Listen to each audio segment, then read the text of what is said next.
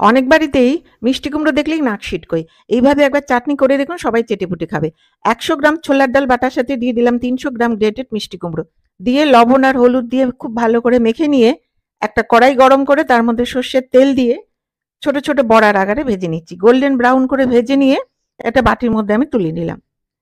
এইবারে ওই একই তেলে দিয়ে দিচ্ছি ২ টো শুকনো লঙ্কা আর 1/4 চা চামচ সর্ষে দিয়ে দিলাম কাঁচা আম।